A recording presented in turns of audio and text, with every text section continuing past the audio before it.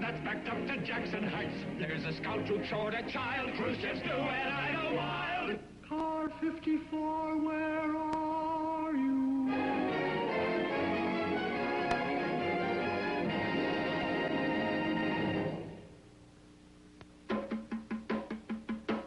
Drums, drums, eternal drums, pounding in my head.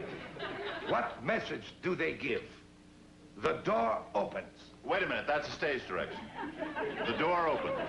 A man enters the grass shack slowly and speaks. Percy, at last I have found you. Sir Guy Farrington, it is you.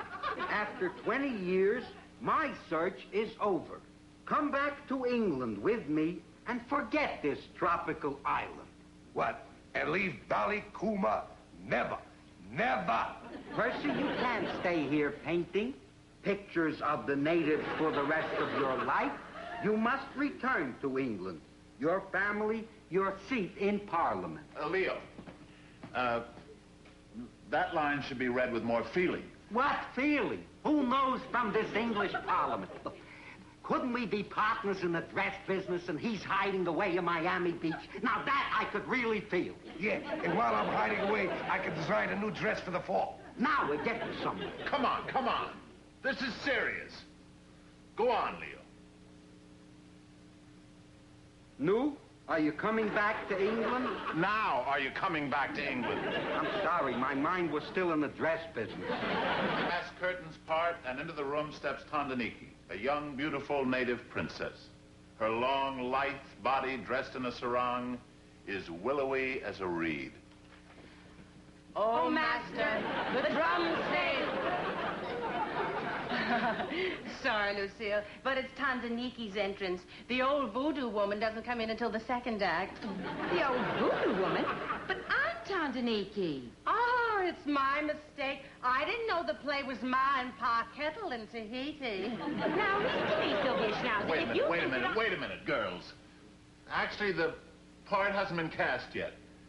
But Francis, Tandaniki is me.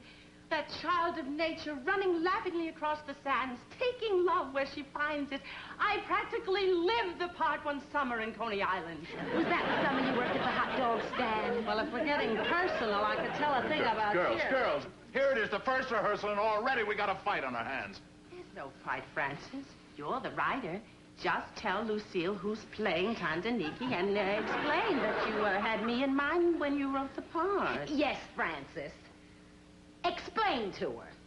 Sylvia, you're an intelligent woman. Yes.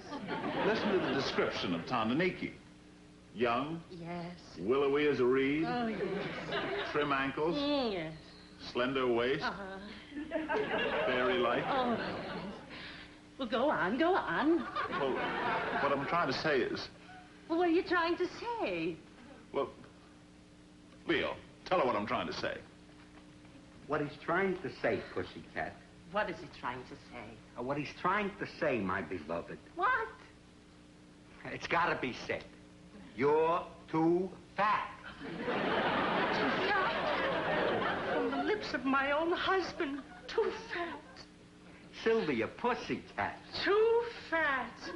So that's what it's come to. Statuesque beauty means nothing anymore. Sylvia, darling, as your best friend, I just couldn't tell you that you didn't fit the part of Tandaniki. Thank you. Well, now that that's all settled, let's get on with the rehearsal. Enter Tandaniki. Oh, master, the drums say that a stranger has come to our island. To our island. Gunther, that's your cue. That's right. It's your cue, Gunther. Tell her. Tell me what? Well, you see, Lucille... Oh, I suppose you think I'm too fat, too, I didn't say anything. You jump on me before I open my mouth. Well, what were you going to say? I was going to say that you kind of squat. What? Lucille, face facts. Tandaniki is tall and willowy. You're just not the type for the part. And I'm not tall and willowy? Oh, no, you're very tall and willowy for a squat woman. If you think that I'm going to stand here and take this nonsense from you... Wait a minute. Tandaniki is an elf-like creature. Francis, Give me 2 weeks and I'll be that tropical nymph. Oh, Sylvie, not another diet. 2 weeks, Francis. Just 2 weeks. And if I'm not the Tanganiki you picture in your play, you can give the part to anybody who's around. Lucille, I'm home. Ah, it is you, Sir Percy. My lover has returned. I returned just in time to call Bellevue Hospital. What's that root on your head? Why, Gunther, if I'm going to be Tandaniki, I have to learn to walk like a native girl. Tell me, Gunther, do I look like an island girl to you? From the back, you look like the whole island. Very funny. Here I am, getting ready to save your part in the play, and you... Okay, Lucille. I'm starved. Oh, well, your dinner's on the table. Good. Boy, am I hungry. What's this? Oh, that's your dinner, Gunther. Coconuts, boiled bananas, and a mashed mango. That's not my dinner. Who you expecting, King Kong? Honey, I work hard all day, and when I come home, I expect something to eat. You're going to eat this now. Lucille. Look, Gunther, I'm going to be Tandaniki, and slim, willowy Tandaniki doesn't want to have to make love to a big, fat, pot-bellied leading man. Now eat your boiled banana. How do you know you're going to be Tandaniki? If Sylvia Schnauzer loses 20 pounds in 2 weeks... She won't lose an ounce.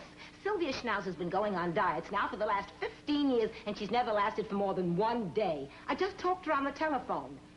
She's only been on this diet for 6 hours, and she was nibbling on the receiver. She hasn't got a chance.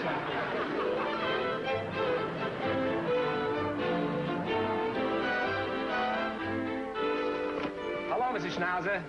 Hello, Sam. I'll be right with you. 2 pounds of potato salad, 4 pounds of pot roast, 1.5 pounds of macaroni and cheese, 3 bags of potato chips, a cheesecake, a pound of bologna, a Boston cream pie. Anything wrong, Mrs. Schnauzer? No, nothing. A pound of chopped chicken liver, 2 pints whipped cream, 4 jelly donuts, and that eclair.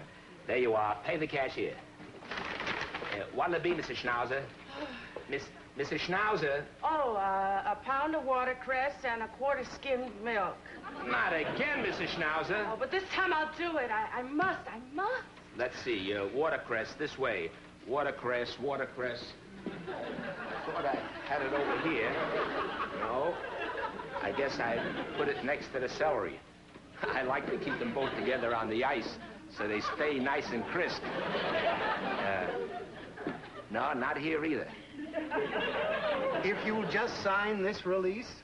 You mean, while I was eating those cookies, you were taking pictures of me for a television commercial? That's right, if you'll just sign this release. You mean, I'm going to be on television? If we decide to use it, we'll get in touch with you.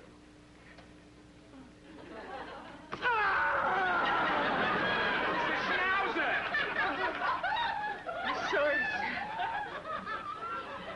Please let me know in time. I want to tell all my friends. We'll do that. Thank you. Stand by. Here comes another one. Okay, Ralph, start the camera. Pardon me, madam, but would you taste this cookie? Oh, please. It's just a little test we're conducting, if you'll just sample it. And now would you take a cookie from this plate? Now the cookies from this plate. Did you like them? Of course you did. The cookie you chose is none other than the Dixie Dimple cookie. The cookie with the lip-licking goodness. And why did you like it? Because all the ingredients in the Dixie Dimple cookie are farm fresh and are kept that way because they are packed to lock in that mouth-watering goodness. Now, Brand X here doesn't have the same flavor of freshness because it hasn't the sealed-in crispness found here in Dixie Dimple. Culpepper's Dixie Dimple cookies have been made from the same secret formula that Mother Culpepper discovered 65 years ago. Baked down south by the happy Culpepper bakers, Dixie Dimple's bursting with southern goodness. You'll notice Brand X. There's a soggy texture that indicates lack of loving care. It's just another cookie. But Dixie Dimple cookies reflect the soul-searching perfection that Culpepper bakers strive for. In this sealed box, every Dixie Dimple has a lasting crispness. Make the simple Dixie Dimple test. Drop a Dixie Dimple into your cup of coffee. Then drop a Brand X cookie. You'll find that Dixie Dimple stays together longer, doesn't disintegrate. That's why, madam, you have shown such good taste and discernment when you selected Dixie Dimple, the cookie that never crumbles. Okay, Ralph, cut. Madam, we have just filmed this little sequence in which you appeared. Yes. Madam, there was a camera hidden right behind... Madam. Madam, Why? you were just in the movies. Movies? Yes, see? You were just in the movie. If you'll just sign this release, Madam. Madam.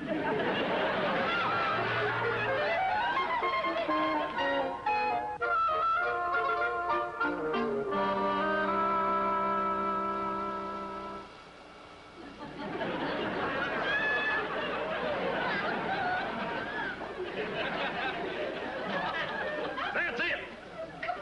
That's what I've been waiting to see for 40 years. That gal ain't just eating my Dixie Dimples. She's in love with them. Get me that gal. Yes, sir. I want that gal, you hear? That's my Dixie Dimple gal. Yeah, I want that face on every box. I want that face on every billboard. And each barn door on both sides of the Mason-Dixon line. We're gonna go after them crumbs.